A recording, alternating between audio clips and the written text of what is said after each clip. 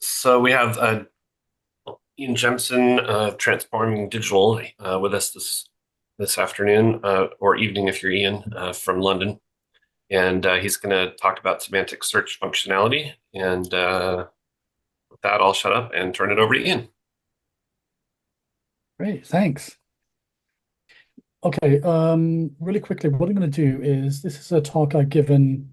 It's a revision of the talk I gave at .fmp in Berlin earlier this year in June. And I gave it a couple of weeks ago at Claris headquarters in London to a bunch of partners. And the revised version gives a very, very quick intro to how to implement semantic search in the simplest possible way. And then following on from that, it goes into more detail on some of the questions you may have. And after that, as I discussed before most of you joined, there's a couple of things that I don't have a presentation on, but you might find interesting, where I'm using local large language model locally, and I'm employing tools or function calling from FileMaker. So that's something you guys may find interesting, but that's going to be a bit more. It's kind of one of those things that at the moment is on the verge of working. So if you'll bear with me through that part. So, so I live in London, but I'm actually Canadian. I moved here about 20 years ago. I met my partner here, so we're still here. I've been working with FileMaker since the mid 1990s. I think the first time I saw FileMaker was version 2, which I absolutely hated. Then version 3, at the time when it came out, I was working on client server financial systems, and I thought this would be really, really good for helping me do system migrations, and that's how I first used it, and then ended up working on an educational product where we had about 20 or 30,000 customers in the province of Ontario, and then ended up moving to London. So anyway, I'll just get started now. So the goal is to show you how to implement semantic search into a solution in the simplest possible way. Prerequisites, intermediate level FileMaker scripting, which I'm sure all of you are way beyond. And so we'll start off just talking about what is semantic search as opposed to the search we're used to in FileMaker. Semantic search allows us to search for the meaning and intent in a text or an image, as opposed to keyword search like we're used to in FileMaker, where it allows us to search for the literal text entered as a search term. And so it gives us several new capabilities. We can use it for searching for the meaning in unstructured data. So if we receive information off the web or people are entering bug reports, we can query that information and extract meaning from it. But in addition to the way it's named, the semantic search, we can also use it to find things that are similar to one another, or records or fields or text or images that are similar to one another.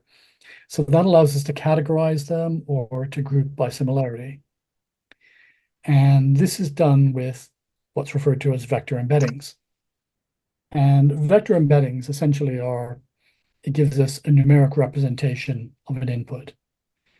So if we have an object that we put in, we pass it through an embedding model, and it gives us back a vector of floating point numbers. And if we look at this case, we've got one that's 1536 dimensions, and this was Joris Art's presentation from .fmp a couple of years ago. The text is on the left-hand side. On the right-hand side, this is how that is represented as a string of numbers. So just 1536 numbers in that case. But images also work. And in this case, we've got the image of a dog and then the vector representation on the right-hand side. And this can happen depending on which model we're using. Most models and the models that FileMaker or Claris have been talking about so far have been primarily text, but we can also use images that are multimodal that will work with either text or images. So in this case, with the image of a dog, we would be able to find, if we compared using the tools in FileMaker, the vector representation of this, we could find other images that looked like dogs, or we could type in the text dog and it would find it as well. So it kind of crosses over the different modes. And if we reduce the number of dimensions, you can see how things might appear. So if we look at on the left-hand side, where it says niece, and you can see the relationship between niece and nephew is the relationships between niece and nephew are quite similar to the relationship between sister and brother. So it kind of looks from that as if what it's doing is that the representation of gender is along that dimension. So it's quite similar. So this allows us to perform math on the embeddings. And this is finding similarities done using a function in FileMaker called cosine similarity, where the cosine similarity scores range between -1 and 1. And a value of 1 would indicate that the two vectors are identical. So the underlying pieces of text or images would be identical. That would give us a cosine similarity of 1. If there's no relationship at all between the two, then it would give us a relationship, a cosine similarity of 0, and -1 means that they're actually complete opposites. So I'm just kind of going through this part quite quickly. And anyway, fundamentally, we've got a three-stage process to do this.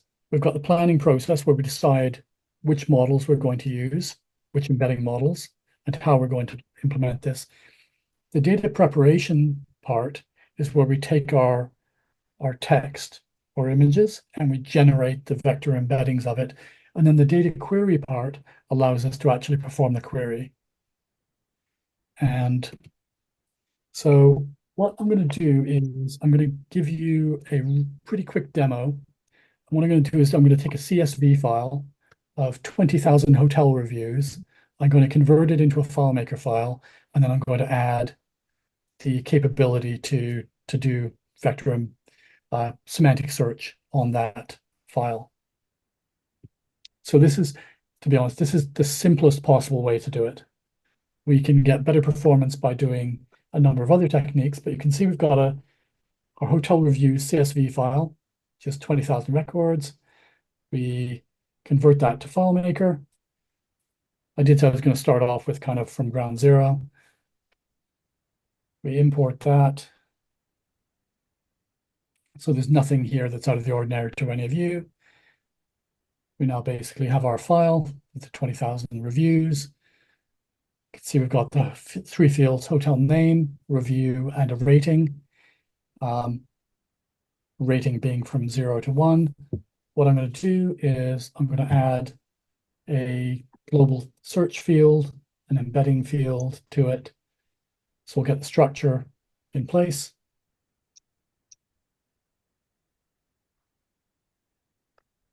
And I'm doing this recorded because I've done enough live demos lately that just doing it recorded to make sure everything works as expected is a good bet. So we make that a global field. So I probably should have asked beforehand how many people here have actually gone through the process of trying out embeddings. What I found most of the presentations so far is that it looks like about maybe a third of people have actually tried it. I suspect in this case, I mean, I know Bev, for example, certainly has. So, but still. Okay, so we've got our file set up. So that's almost ready to go. Next thing we need to do, I'm using OpenAI in this case, because when I was doing this at Apple, I wasn't certain whether everything would be able to work if I used my own APIs. So we just basically grab an API key from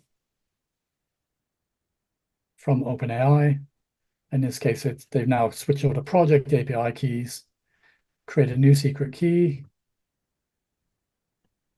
And if you guys want to grab this key, you're more than welcome to, because it was deleted about a week ago. So it no longer works.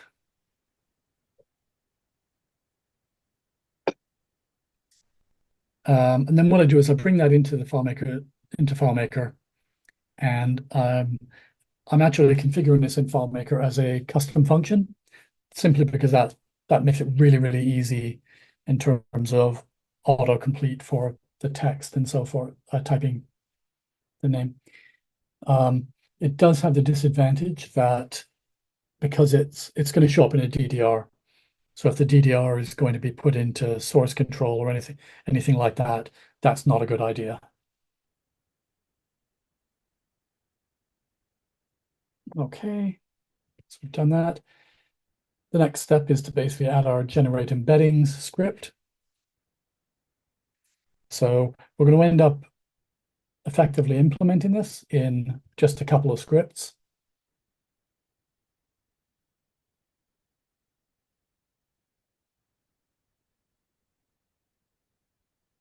And once I've done this part, the demo part, the presentation goes into more detail on these functions we're going to do here.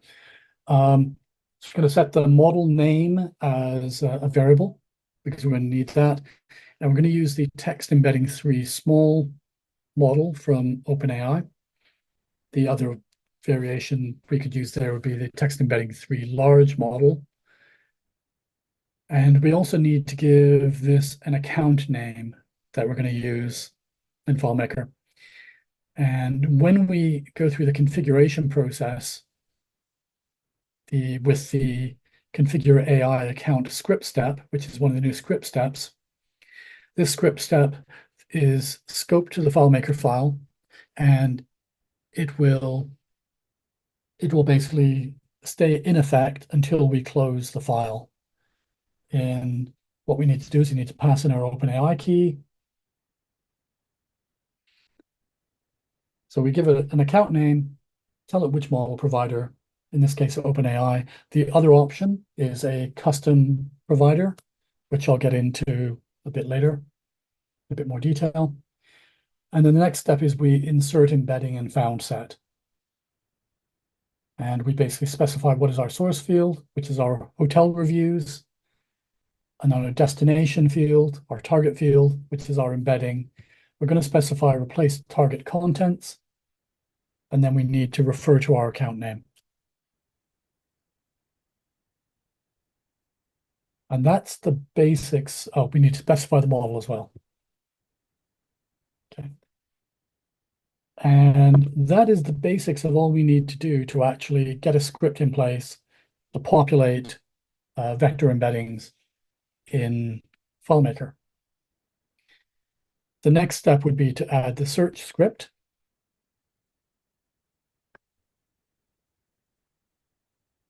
So as I said, we're going to do this in 2 scripts, which are pretty simple.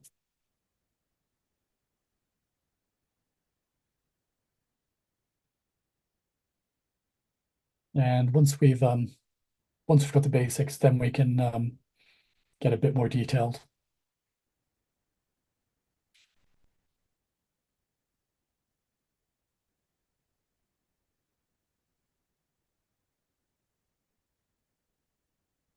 And what I've done is I've copied the model, the configure AI account, that stuff across from the other script. We can specify in the record set whether we want to do the search on all records or just the current found set. In this case, I've said all records.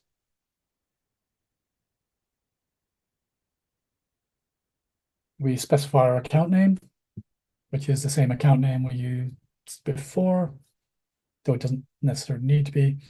The model needs to be the same in both when we're generating the embeddings and our search. and then what is our search field? Because we're doing a query by natural language, and we need to specify which field we're going to use. And so in this case, then if we run that,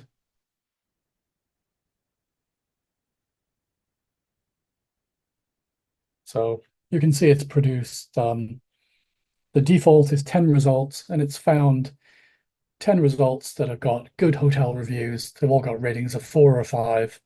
And if we say bad hotel, run that again, you can see we get a bunch of bad hotel reviews. So that kind of really, really quickly is like the quickest implementation of semantic search in FileMaker. But there wasn't a lot of detail there. So we'll searching, actually, I'll just skip over this because we've just shown that. And if you enter an incorrect API key, you'll get a message, something like this. Just to show you how that looks. And you get an invalid AI request message popping up.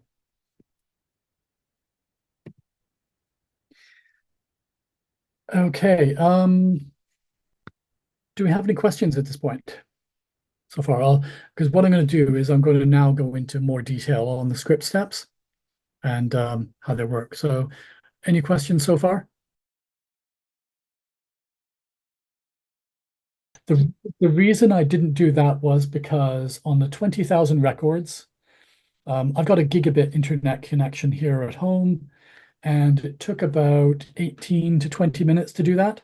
That's why I didn't do that. So in terms of the time that takes, the thing is that generating those embeddings is something that you're gonna do occasionally. So when you populate things, so that's something that because it takes longer, and I'll get into how to make it faster later. But because it takes longer, yeah, I did skip over that. Thank you for pointing that out because I should have. Okay, so the new script steps. They've given us a new sort of artificial intelligence section in the scripting. So we got the configure AI account. Configure machine learning model has been around for a few years. Got insert embedding and found set. So configure AI account and insert embedding and found set, and perform semantic find we've already seen. And we've also got set AI call logging that will actually allow us to log what's going on for debugging purposes. So when we configure the AI account, we've got two options. We've got the OpenAI option, and we've got a custom provider option. Claris is going to add additional providers in the future. So they're going to add Anthropic and Cohere as providers. So we won't be restricted just OpenAI, but in the first release, we are restricted to OpenAI compatible APIs. So that means that if we're using a custom model provider, that needs to be compatible with OpenAI. And what that'll mean is that if we're using a local model, that not all of the local models will be compatible with OpenAI. Okay. Sorry about the sirens. I live in central London. It's kind of a fact of life. We're quite close to the London ambulance headquarters here, yeah, so the configure AI account script step, we need the account name. This is scoped to the FileMaker file, and it's cleared when that file is closed. We need to specify a model provider. If it's OpenAI, you need to provide your OpenAI. Yeah, so model provider, OpenAI, you need to provide your API key. If you're using a custom provider, you need to specify the endpoint for the API, and it needs to be on port 8080. And they use the slash embeddings endpoint, not the slash v1 slash embeddings endpoint. So if you try and it's not quite working, you may need to have a look at what endpoint you're talking to and which port. Because there was a little bit of confusion, I think, when it was being developed in terms of exactly what the endpoint would look like. So I'll actually be able to show you that in a moment, what that looks like. So custom endpoint, yeah, in this case, we would choose custom from the drop-down menu. And in this case, what I've done is I've specified my embedding endpoint as a custom function again, just because it's really, really simple for ensuring that I don't have any typos. And that's the kind of thing that's easy to get wrong. I normally suggest if you're just trying this out for the first time, just use OpenAI to get started. And it's a lot simpler. So the script steps. We've got the script step to insert an embedding. This acts on a single record. And the insert embedding script steps, we need to specify our account name from our configure AI account. You specify the embedding model, and then the input, which is a text, and then the target, which is the embedding, the field where the embedding is going to go. We've also got insert embedding and found set, which we used before to populate. And you can see in this case, again, we've got the account name, the embedding model. We specify a source field and a target field. And we've got some additional parameters and the ability to replace target contents. Replace target contents if that is unchecked. If there is already an embedding in the field, it will not update it. If that is checked, if there is an embedding in the field, it will replace it. It is considerably slower if there is already an embedding in the field. So what I've normally done so far is, if I'm going to replace the embeddings, I would do a perform script on server to clear out the existing embeddings before I insert the new ones. And that's much quicker than just doing the replace target contents. The parameters I'll get to in a little bit. Insert embeddings is not the same thing as insert embedding for found set. They look very similar at first glance, but if we look a bit closer, you can see they're not quite the same. The account name and embedding model part is the same, but you'll notice that insert embedding, we've got an input, whereas insert embedding and found set, it's a source field. So in the case of insert embedding, the input can be a calculation. So it has access to the calculation engine, or it can be a variable or a field. Whereas in the case of insert embedding and found set, it's strictly a field. It cannot access the calculation engine. And it's exactly the same thing for the target. In insert embedding, you see it says target, and then insert embedding and found set, it's target field. So this little chart kind of summarizes the differences. So if anyone's interested, I'll be able to provide a copy of the presentation afterwards, and I'll just delete the video parts because they make it quite enormous. But so with insert, the source has access to the calculation engine, whereas insert from found set is just the field. Insert, you can specify a field or a variable. So again, you've got that. Insert from found set, again, it's just a field. Replace target options is not available in insert, but it is in the insert and found set. And then parameters, insert and found set has additional parameters. Does anybody have any questions on this? Okay. Oh, So Ian, I did have one question. yeah. With the replace field contents, would there be a case where you would want that turned on? It sounds like you're suggesting to, sorry, where you want it turned off. You're suggesting to, right? Is that what I heard you say? Yeah, what I if there are embeddings that I want to replace, actually clearing them out in a script beforehand is quicker Okay. than using the replace. I Okay. guess that's sort of my point there. Okay. Um, so and that script, what I've done is I've got in most of my stuff, I've got one that just runs server side. So if it runs server side, it's really fast, clears it out, and then that sort of reduces the slowdown from, because the thing is the embeddings are quite big. They're they're quite large container fields. So that's why it's slower. Right. Okay. Thank you. Which gets to sort of the can of worms. You can store embeddings as either containers or text. And container is the correct answer. Um,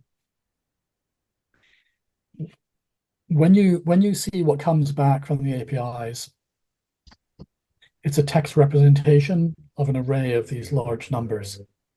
So it looks like it can be stored as text, and it can be, but there are several problems with that. Container occupies less space, it's faster, and it won't ruin your database if somebody accidentally indexes that field.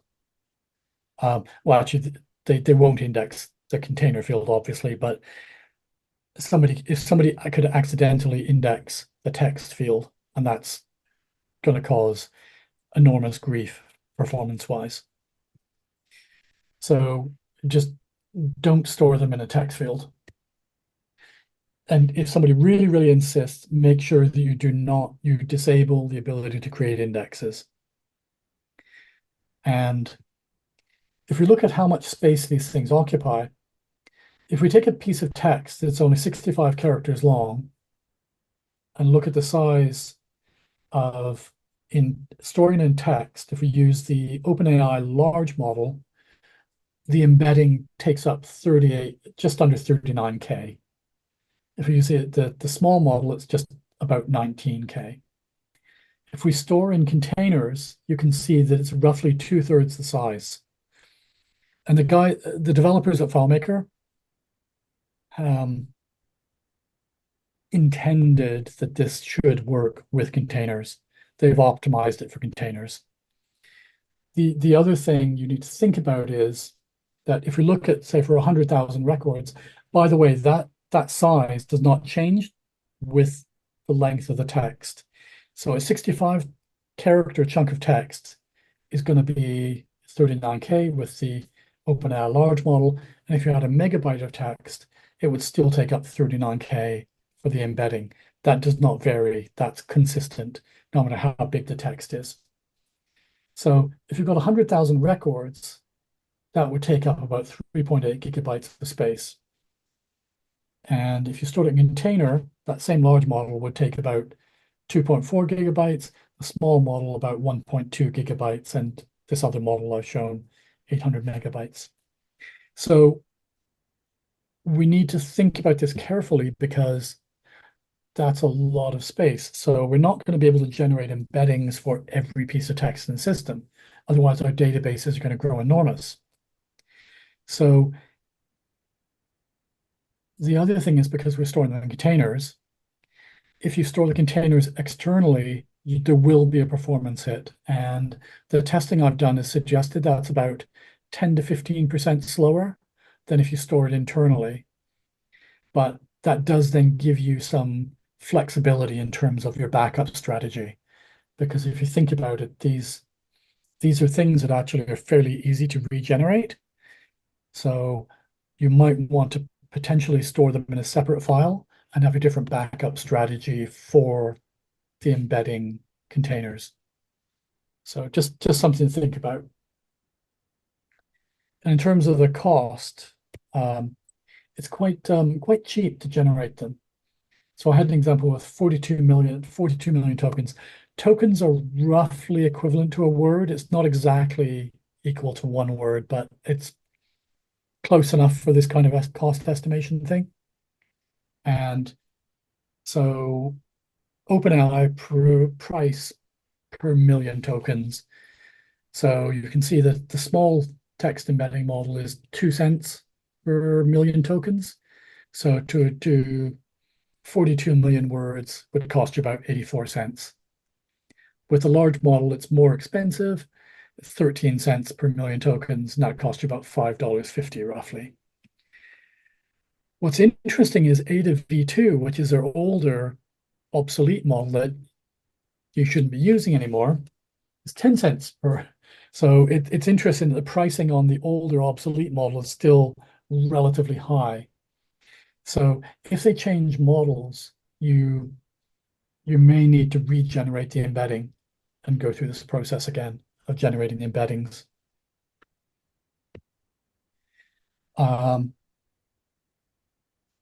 And what I've done is I've done a fair bit of testing on looking at how quickly we can generate embeddings.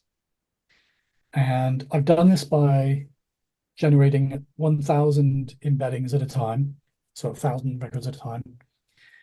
I varied. There's one of the options we've got is called max rec per call, number of how many records per call does it pass through to the API. And I started off at 10 and scaled it up to 500. I ran this via perform script on server, and I called the local embedding API that I've got running on my network here. And the maximum value that the max rec per call supports is 500. The default value is 20. So when we did the embedding earlier, well, we did, but when I ran it earlier, it just used the default value. And you can see the default value that it would take us around about just over 50 seconds to embed 1,000 records. Whereas if I increase that value, once I increase that value to about 100, then the time has dropped down to about 20 seconds. So it's a little bit close to twice as fast. If you increase the value past the maximum value, it just drops back to the default value of 20. So we can improve the performance of the embedding by adjusting some of those parameters. Now, the other thing that I found, and this is getting ultra geeky, is that if you're in control of your own API and you know what batch size your API is using. So in my case, I'd written a Python API, which is using PyTorch, and I knew that the batch size in PyTorch was 16, that if I set my FileMaker batch size to be an even multiple of the internal API batch size, that it was even faster. So that was kind of a further optimization, which I found kind of interesting. But again, that's a bit more geeky than most people will probably go. But my conclusions there was that the default setting for the batch size is a bit too small. Increasing it to maybe 100, if you've got a lot of embeddings to do, will speed things up by about twice.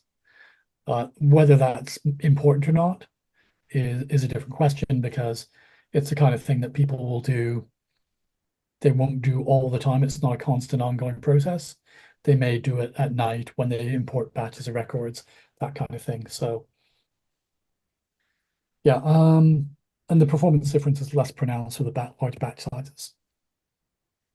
So the most important script step is actually the perform semantic find.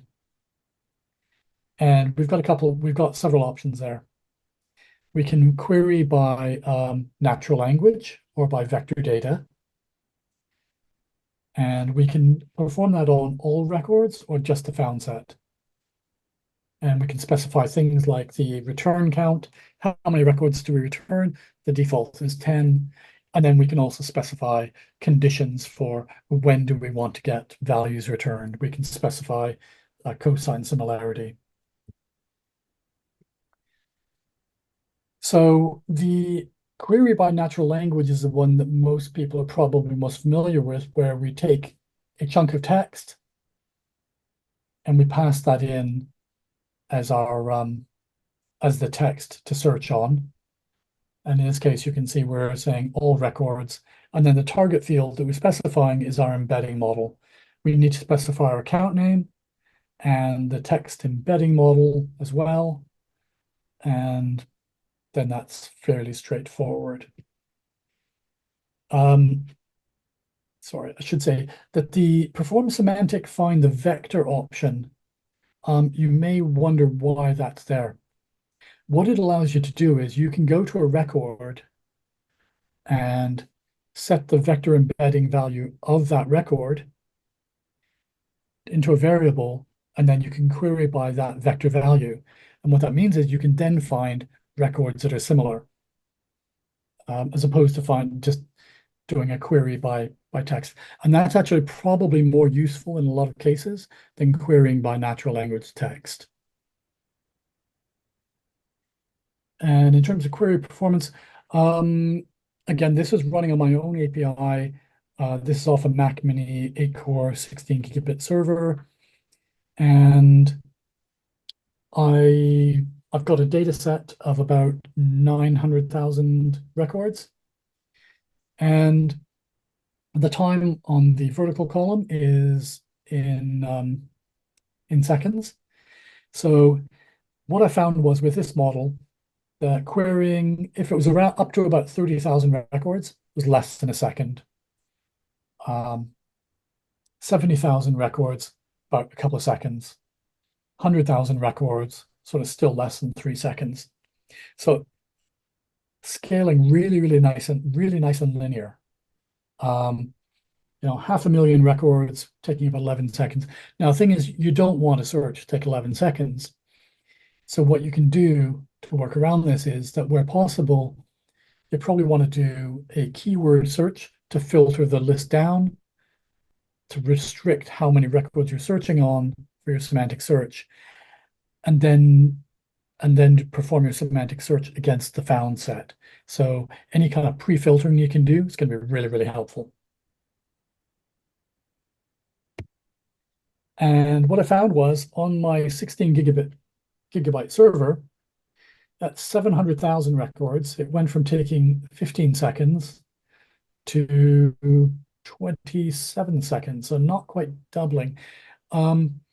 Apparently this is, from speaking to one of the developers at Claris, this is probably due to the limits on my server. The combination of the size of my embedding model, which is 1024 dimensions, the more dimensions there are, the slower the search is going to be. But that it basically kind of was indicative that my server was running out of some kind of resources. And it seemed to sort itself out again and kind of carry on, as you can see. But it was interesting that there are some limits, but you're not going to want to be doing searching on 700,000 records directly if you can. If I use a smaller model, fewer dimensions, it would be quicker. And yeah, this is with 512 dimensions that you can see that we got up past 500,000 records in 10 seconds. So a bit quicker. So my conclusions are search is faster with a smaller number of dimensions, but that might potentially be at the expense of search quality, but that's something that you'll need to play around with. And that leap in time, I think, is down to limitations on my server, my test server. And then we've got to go along with this, we've got some new functions as well. So we've got a compute model, cosine similarity, get embedding as file, get embedding as text, get model attributes is a pre-existing one, get table DDL, and get token count, those are new. Get token count isn't quite equal to get word count, but it's pretty close in most cases. You can see here, for example, that the word week is 1 token, weekend is 2 tokens, New York is 2, wouldn't is 3, antivirus is 3, Abend, which is on the weekend in German, is 3, rock and roll is for. So it's not exactly the same as word count, but it's pretty close. Cosine similarity allows us to see how similar our two vector embeddings are. There are several provisos here. It must be the same model, and it must be the same number of dimensions. Well, it's kind of the same thing by definition. If it's the same model, it's going to be the same number of dimensions. And a couple of people reported that if they're comparing a container embedding against a text value, that they're getting a question mark here. And making sure that they're the same type seems to avoid that.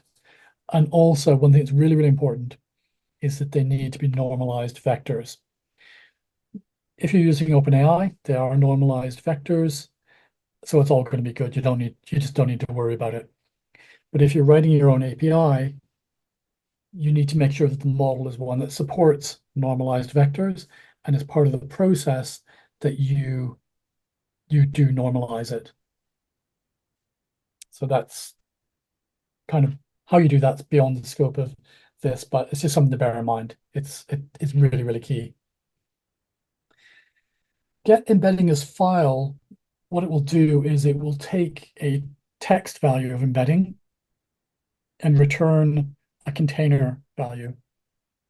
And this function is used for if you're getting embedding values from external APIs or different systems, that you can take those embeddings from a different system as text and convert it into something that is compatible with FileMaker.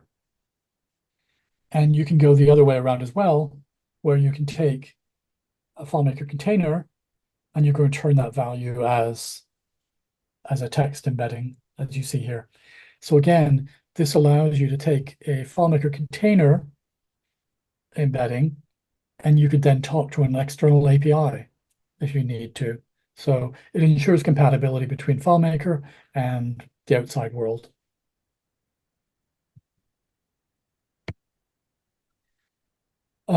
So question about which embedding model. There's no hard and fast answer. If you're starting out, I would suggest playing around with OpenAI until you get a sense of how this all works and get comfortable with it. And then you can start looking. Hugging Face is a big source of models. And that's where most models are available from. But if you're starting off OpenAI, and the OpenAI ones are normalized, so they'll just work.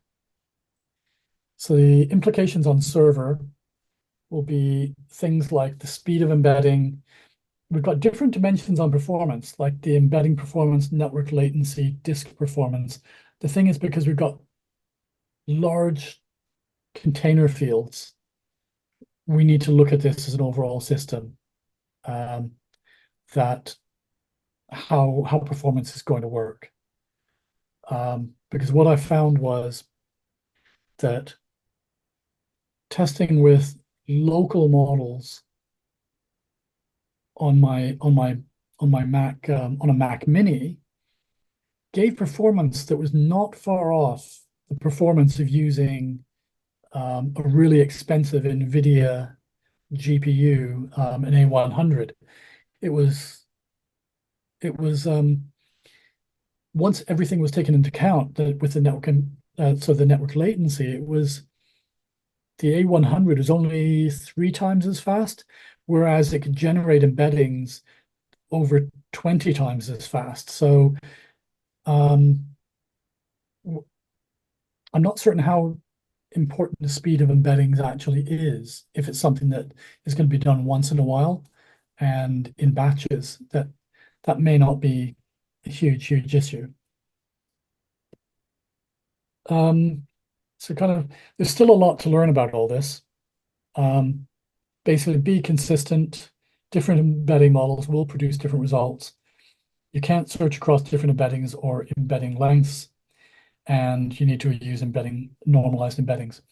If you are using different embedding models for different purposes, what most people are doing now is to have a table for embeddings. And then what they do is with each embedding, they'll store which model it's using against it. So you can kind of do a find to see those models. Sorry, to ensure you're searching only against that model. So that is actually the end of that presentation. Do we have any questions at this point?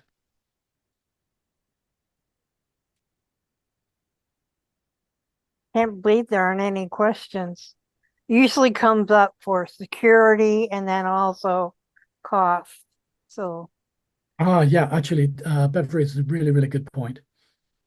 One of the really, really cool things about this is the built-in functions. They work with FileMaker's built-in security. So FileMaker, the security that you're used to working with, just works. If you're using external systems, say Pinecone and so forth, you need to be worry about how do people preventing people from seeing records that they shouldn't see, that kind of stuff. So that's a really good point. Thanks for raising that.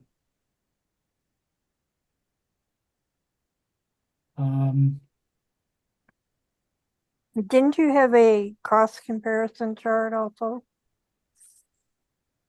Or was that somebody else? I may have, but I did, but I'm not sure which presentation it's in. Yeah. Um, yeah. Okay. Okay. So how are we doing on time as well? Pretty good. We've gone about an hour total. This is roughly when we start thinking about doing the breakouts. But if you've Okay. got a little bit more you want to plow forward with, it's okay. Okay, the other thing that I had was, to be honest, it wasn't vector embedding, as it was kind of it was what I mentioned earlier that I've been Yeah. playing around with. It's almost working, and that's using function calling and local large language models. So I'm not sure if anyone's interested in that or not. I could give a sort of a It'd 5-minute show of that if people wanted, or we could carry on to the breakout rooms. Up to you guys. be a little interesting. Okay. First of all, what function calling? What do you mean by that? Okay, what this function calling is something it's either function calling or tools that it's sort of a new, relatively new in large language models. And it what it allows you to do, it was kind of originally most of the examples are in Python, where you you pass a query to a large language model, and then what it does is it is able to take advantage of these tools that you've defined. So it could call a Python function, for example, but it can call.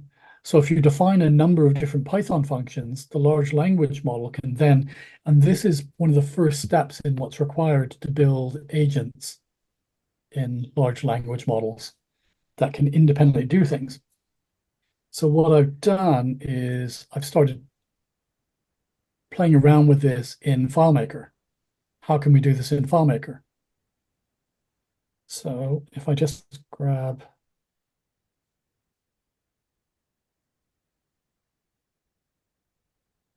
okay, this is like very, very demo, very early if you're okay with that. So what I've got here is I've defined my functions as FileMaker scripts, and I've got two of them in this case. I've got one which is view historic sales, and the other is to apply a core ML model for prediction. And so the core ML model is to predict the sales for a product for a specific genre. This is quite specific to this database. And view historic sales is, well, yeah, view historic sales for a specific product and genre. And what they do is, you can see what I've got here are two parameters. I've got product and genre. If I say, show me the sales history of Coca-Cola at metal events, and I do that. That goes off and that talks to my local LLM. I'm running Olana here.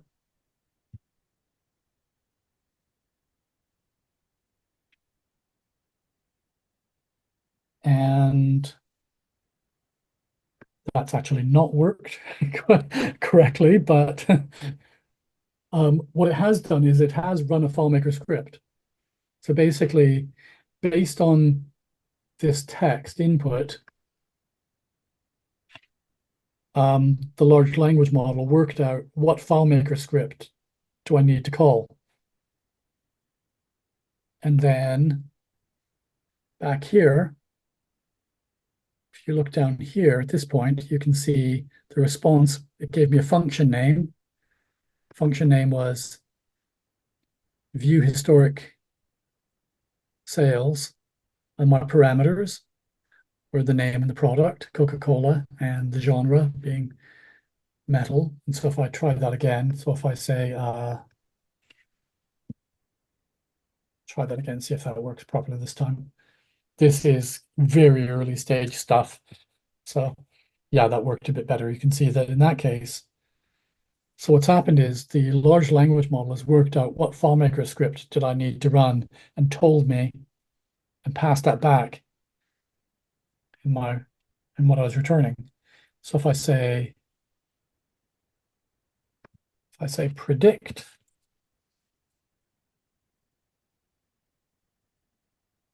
and this isn't going to work quite right because the model that's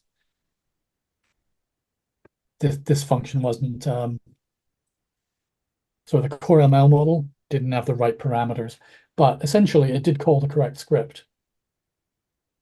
And that can also do things like, so it's only allowed to call the two scripts. So I say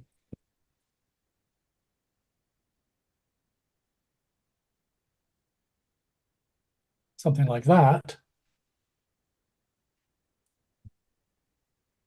It'll come back and give me an error saying no matching function found because it doesn't know how to do that. So yeah, this is something I've just started trying to make work. So it's quite early on, but it's actually Kind of like error trapping to make sure that the question asked is relevant. That yeah. would that okay. Yeah, so I'm basically, if I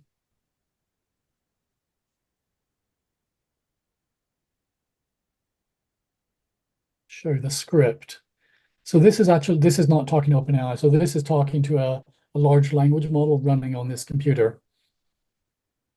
And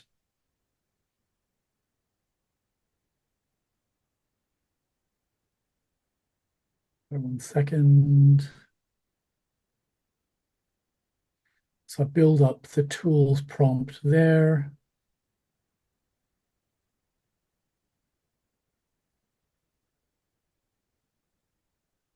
Oh yeah, so system prompt.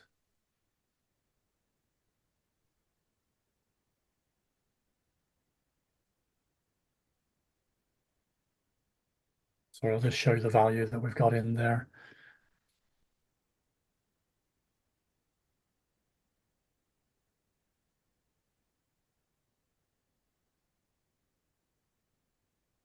And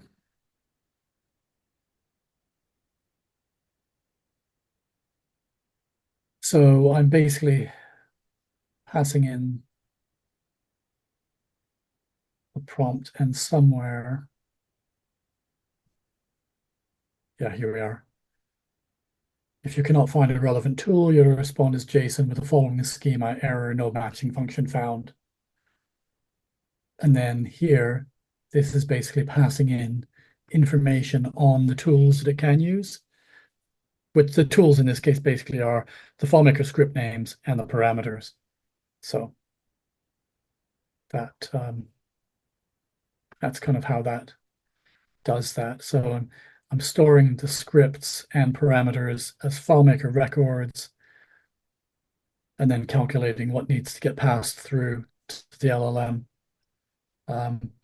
There's a lot more work needed on the prompting to make it more robust and better, but that's a starting point anyway. So I've been pretty happy with the way that's worked so far. And I think that's going to open up a lot of possibilities when I get that working like really properly.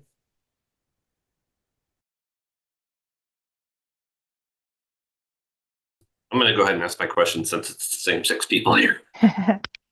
Anyway, I was thinking of doing some AI-based categorization to try and associate the emails with specific contracts that they might be talking about, or specific objects that they might be talking about. That seemed like a good use of a semantic search from what you've been seeing. We're comparing the contents of emails and then associating those emails with records in the database. So just as an example, let's say you had people communicating about different car models, and they were communicating, oh, we've got this Ford Mustang that we're talking about. It's model number 837, and we're talking about issues related to it over time. So might be over a year. And some emails may, different users' inboxes, different email threads. And then if I went to the model A37 record in FileMaker, that I'd have a way of getting at those emails that had been sent back and forth over the course of a year or whatever time period. Even if I was the problem being that a user who might be interested in the content may not have been on the email thread originally, but needs to understand something from it 8 months later. Yeah, with entity extraction, you could do that. So you would basically, the thing is, that's probably a good example of the kind of thing you might not want to pass to OpenAI. Right. Sending all your emails to OpenAI is probably not what really want to do. Not cards, probably. But with a local model, there are some models that are geared more towards entity extraction, like extracting looking for very specific information and giving you back, say, a JSON object of that, like say of car models or that kind of thing. So yeah, that's not something that the current native FileMaker functionality would give you, but you could do it sort of with insert from URL. Yeah, and that's what I've done actually with that tool calling demo. It uses insert from URL as opposed to the built-in ETS function. Right.